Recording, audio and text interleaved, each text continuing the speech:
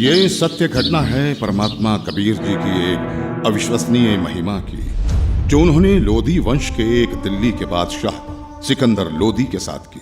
सिकंदर लोदी दिल्ली के तख्त पर काबिज एक ऐसा बादशाह जो जबरन लोगों का धर्म परिवर्तन कराता था। ये सत्य घटना उस समय की है जब दिल्ली के बादशाह सिकंदर लोदी को जलन का रोग हो जाता है। बादशाह का शरीर जला हुआ दिखाई नहीं दे रहा था, लेकिन पीड़ा इतनी थी कि जैसे शरीर को अग्नि से जला दिया गया हो। इसके लिए पूरे भारतवर्ष के हिंदू और मुस्लिम धर्म के सभी पंडित, काजी, वैद्य, हकीम भी उपचार कर करके थक चुके थे। परमात्मा के विधान में है, जब मनुष्य के पाप कर्म अधिक हो जाते हैं तो कोई भी दवा काम नहीं करती। कुछ ऐसा ही बादशाह के साथ भी हो रहा था। शानदार।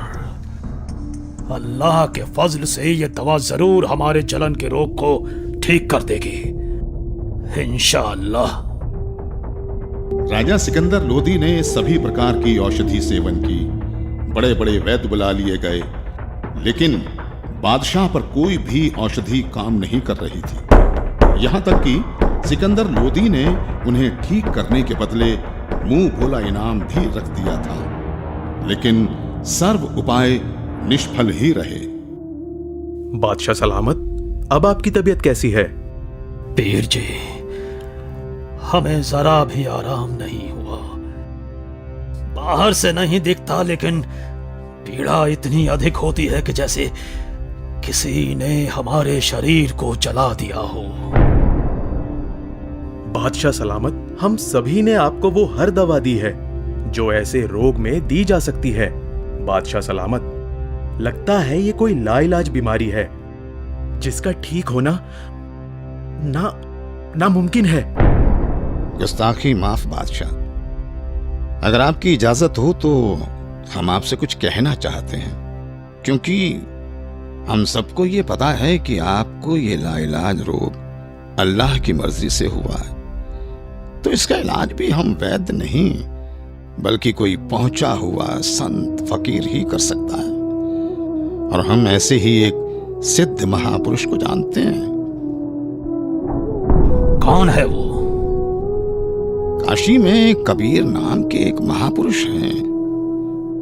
हमने सुना है कि उन्होंने बहुत सारे लोगों के कष्ट दूर किए हैं।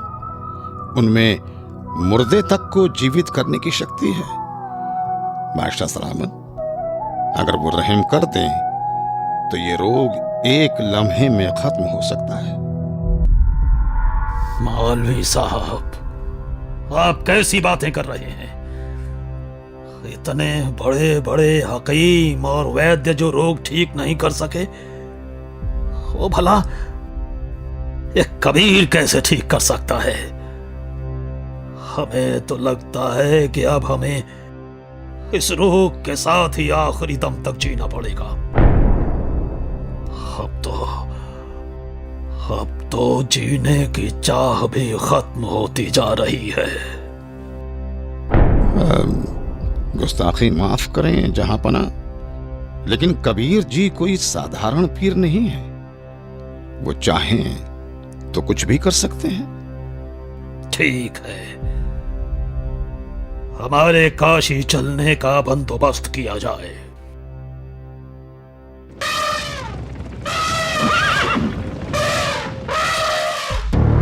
काशी नरेश महाराज वीर देव सिंह बघेल की जय हो। कहो दूत, क्या संदेश लाए हो? काशी नरेश, बादशाह सिकंदर लोदी इस समय अपने जलन के रोग के कारण बहुत परेशान हैं। उन्हें बताया गया है कि यहाँ कबीर नाम के एक महापुरुष हैं जो बादशाह के जलन के रोग को ठीक कर सकते हैं। इसीलिए बादशाह जल्दी ही काशी पधारने वाले हैं। ठीक है, संदेश भिजवा दीजिए। हमें बादशाह के आने का इंतजार रहेगा। महामंत्री जी, बादशाह के स्वागत की तैयारी की जाए। जी महाराज।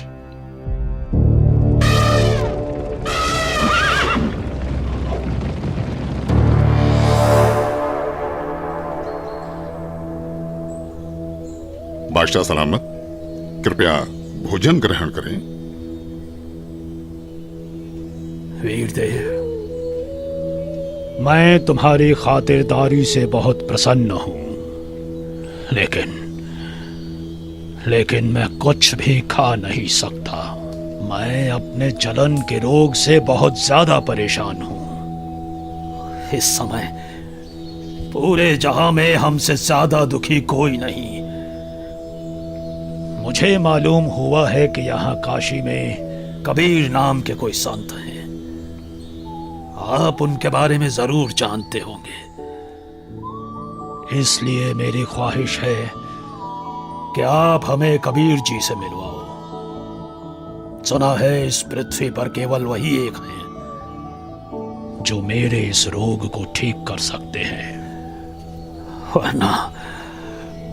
वरना अब केवल आत्महत्या करना ही बाकी रह गया है। बादशाह सलामत, अब आप बिल्कुल ठीक जगह आ गए हैं। निश्चय ही अब आपका जलन का रोग ठीक हो जाएगा। ऐसी क्या खास बात है उन कबीर में, वीरदेव? हे दिल्ली के सम्राट, कबीर जी कोई साधारण व्यक्ति नहीं है, बल्कि भगवान खुद ही कबीर जी के रूप में आए हैं। यदि कबीर देव जी की दया दृष्टि हो गई तो समझो आपका कष्ट हमेशा हमेशा के लिए दूर हो जाएगा। इंशाअल्लाह। वीरदेव, अगर ऐसा है तो जल्द से जल्द उस संत को हमारे पास लाया जाए। आपका आदेश सर आंखों पर बादशाह सलामत। लेकिन मेरी अर्ज है आपसे। बेफिक्र होकर कहो।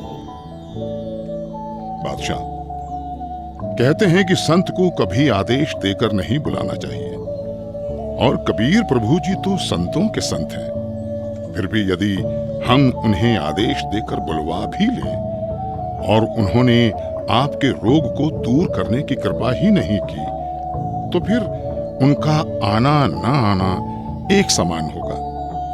आप दिल्ली के सम्राट हैं, किंतु बादशाह, मेरे हिसाब से कबीर परमेश्वर जी को बुलाने की बजाय खुद चलकर उनके द्वार पर जाना चाहिए, उनके आगे नतमस्तक होना चाहिए। तभी संत प्रसन्न होकर अपनी कृपा बरसाते हैं। इसलिए मेरा अनुरोध है कि हमें खुद ही कबीर प्रभु के पास चलना चाहिए। बाकी आप जैसा आदेश दें।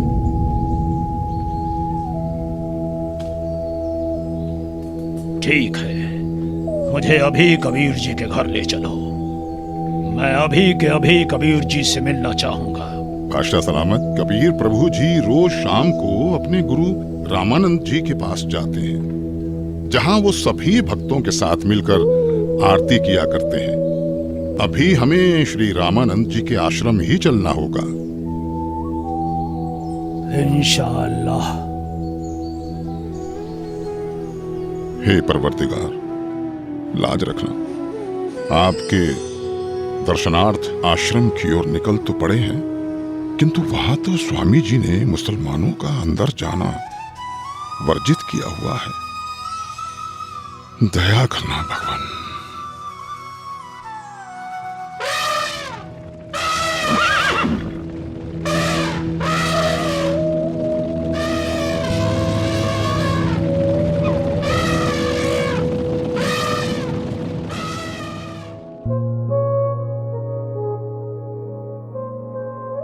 हे भक्त, क्या कबीर जी आ चुके हैं? अभी नहीं आए हैं राजन, आने ही वाले हैं। इस समय वो अवश्य आते हैं। कोई बात नहीं वीरदेव, चलो अंदर आश्रम में बैठकर कुछ देर इंतजार कर लेते हैं। जी बादशाह सलामत। भगत जी, एक बार आप स्वामी रामानंद जी से आज्ञा लेकर आइए कि दिल्ली के बादशाह सिकंदर लोदी आए हैं, आपके दर्शन करना चाहते हैं और कबीर जी से मिलना चाहते हैं।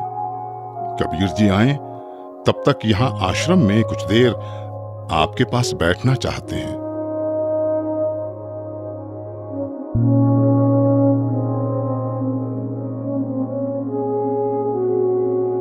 प्रणाम गुरुदेव। गुरुदेव, काशी नरेश वीर देव सिंह और दिल्ली के बादशाह सिकंदर लोधी आए हैं। उनको कबीर जी से मिलना है। उनके आने तक वो आश्रम में बैठकर इंतजार करना चाहते हैं। क्या कहा? सिकंदर लोधी? जी गुरुदेव। उन मांस खाने वाले पापी मुस्लिम मलिच्छों के लिए यहाँ आश्रम में कोई जगह नहीं। कह दो उसे कि बाहर ही इंतजार करे।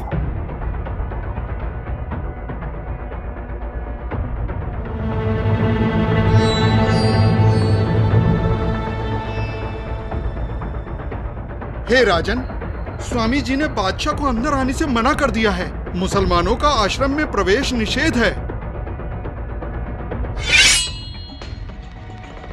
हम मलेच्छ हैं तो कौड़ी का ऋषि अगर हमें ऐसा कह सकता है, दिल्ली के बादशाह को ऐसा कह सकता है, तो आम मुसलमानों को तो न जाने क्या क्या कहता होगा। माफ करें, पर आप अंदर नहीं जा सकते। बादशाह शांत हो जाइए, रुक जाइए। हटो यहां से।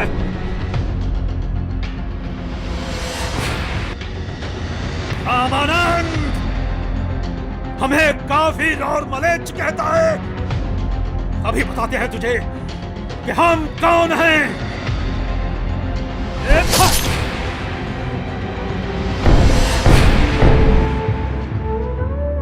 हे कबीर प्रभु, ये क्या किया आपने? अनर्थ हो गया बादशाह सलामत, अनर्थ हो गया।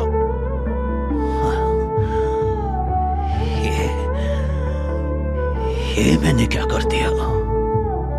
मैं निहायत ही नीच किस्म का व्यक्ति हूं। वीरदेव आया था अपना रोग ठीक कराने, और जिसके पास आए उसके गुरु को ही मार दिया। या अल्लाह, कितने गुनाह किए हैं मैंने, माफ कर दो मुझे। वीरदेव यहां से वापस चलो। कबीर जी अब कभी मेरे रोग को ठीक नहीं करेंगे। अगर मैं उनके सामने रहा तो वो जरूर मुझे बद्दुआ देंगे। इसलिए यहां से अभी के अभी चलो। जैसा आपको सही लगे बादशाह, चलिए। कबीर प्रभु जी सामने है बादशाह सलामत। दो राजा एक साथ? काशी नरेश और दिल्ली के बादशाह का इस गरीब के पास कैसे आना हुआ? कहो, कैसे आगमन हुआ?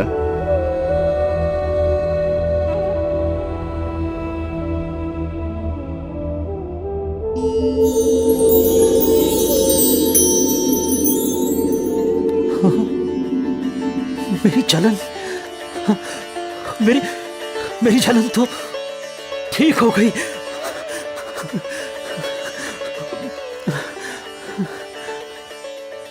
हे अल्लाह की ज़ात,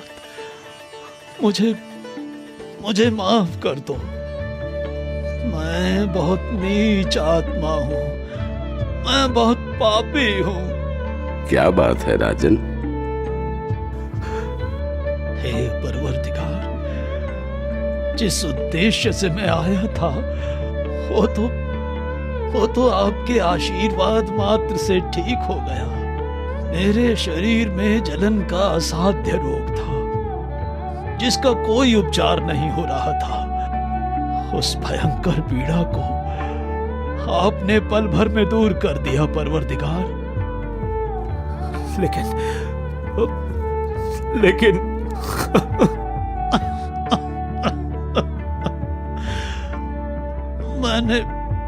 मैंने एक जुल्म कर दिया। मुझे माफ कर दो परवरदिगार, मुझे माफ कर दो। आप इतने दुख से भरे हुए और डरे हुए क्यों हैं? भगवान, हमें माफ कर दो मुझे। ठीक है, मैंने माफ किया। नहीं परवरदिगार, आप मुझे माफ नहीं करेंगे। राजन, आप व्यर्थ में व्याकुल ना हो। मैंने आपको माफ कर दिया। बताओ क्या हुआ? मुझसे एक निहायत ही बड़ा अपराध हो गया है। अगर आप उस अपराध को सुनेंगे तो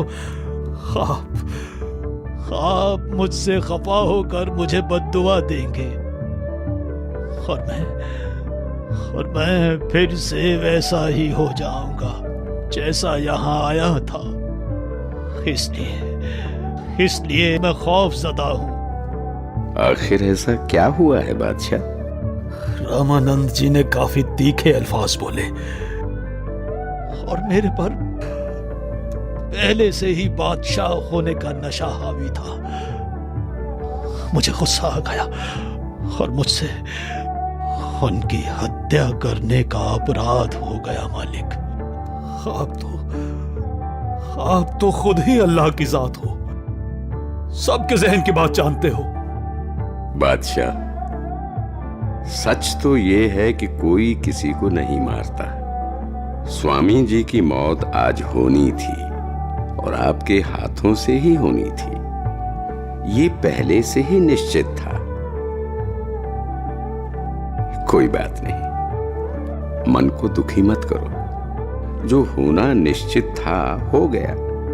लेकिन अब ऐसे मत जाना, स्वामी रामानंद जी का अंतिम संस्कार करवाकर ही वापस जाना, नहीं तो प्रजा आपको बहुत बुरा भला कहेगी।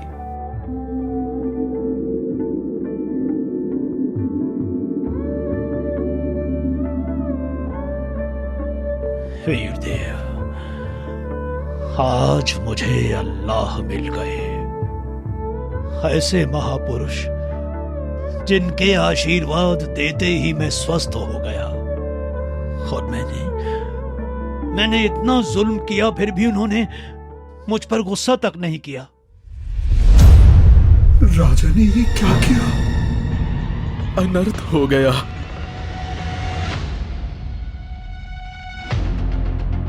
कबीर जी आ गए।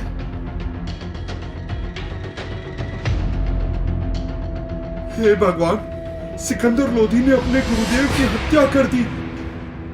अरे नादानो, कोई किसी को नहीं मारता। अपने गुरुदेव के प्रारब्ध में था इनके हाथों मरना। नहीं तो कहां सिकंदर लोधी बादशाह दिल्ली से चलकर यहाँ अपने आश्रम में आए। इनका तो कोई मतलब ही नहीं बनता यहाँ आने का। भक्तों, अपने गुरुदेव जी का संस्कार इन्हीं के हाथों मरने का था। अरे ये तो फिर से आ गया।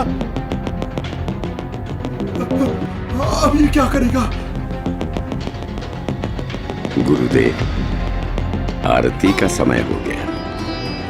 आपके सारे भक्त आपकी प्रतीक्षा कर रहे हैं। उठिए गुरुदेव। हे भगवान, हे गुरुदेव, यहाँ आपके बच्चे खड़े हैं।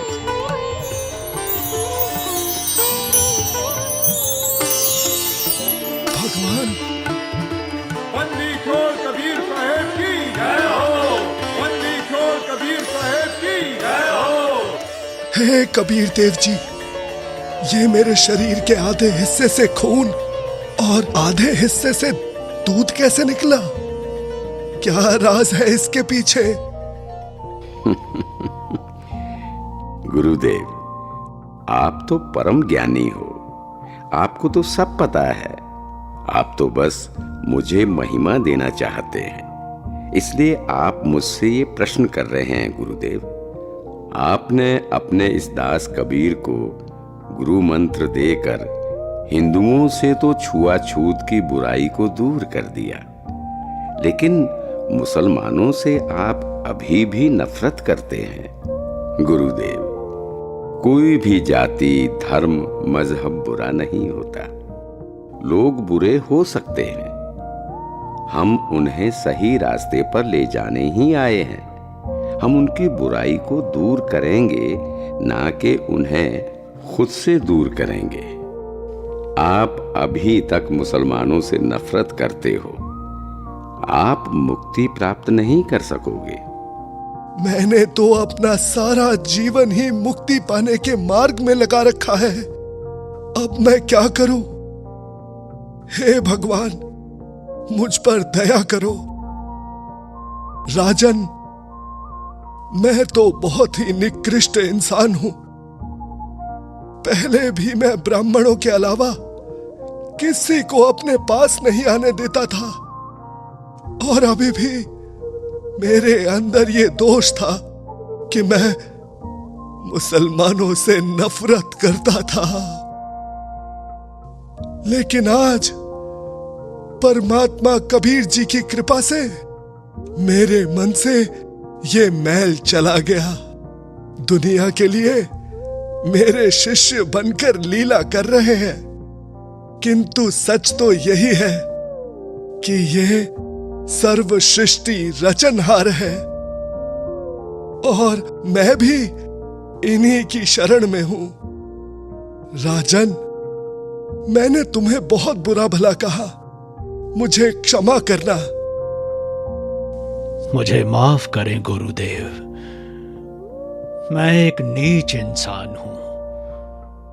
मैंने भी बिना सोचे समझे आप जैसे महापुरुष की हत्या कर दी। वो तो मेरी खुशकिस्मती है कि आज मुझे परमात्मा कबीर देव जी के रूप में खुद अल्लाह ही मिल गए। मेरा भी न जाने कौन से जन्म का पुण्य फल उदय हुआ कि मुझ नीच को आप कबीर प्रभु मिल गए। मैंने तो अपने आप को मनुष्यों में सर्वश्रेष्ठ मान लिया था, लेकिन आपकी लीला से मुझे पता चला कि मैं तो कितना निकृष्ट था। आपने ये लीला मुझे सतमार्ग पर लाने के लिए ही की है। मैं तो धन्य हो गया। बंदी छोड़ कबीर साहेब की जय हो। बंदी छोड़ कबीर साहेब की जय हो। बंदी छोड़ कबीर साहेब की जय हो। इस तरह परमात्मा कबीर देव जी ने न केवल सिकंदर लोदी बल्कि गुरु रामानंद जी को सतमार्ग दिखाया और उन्हें मुक्ति की तरफ ले गए। ये अनमोल ज्ञान जगत गुरु तत्वदर्शी संत रामपाल जी महाराज के सत्संगों का अंश मात्र है। संपूर्ण आध्यात्मिक ज्ञान के लिए सुनिए संत रामपाल जी महाराज के मंगल प्रवचन।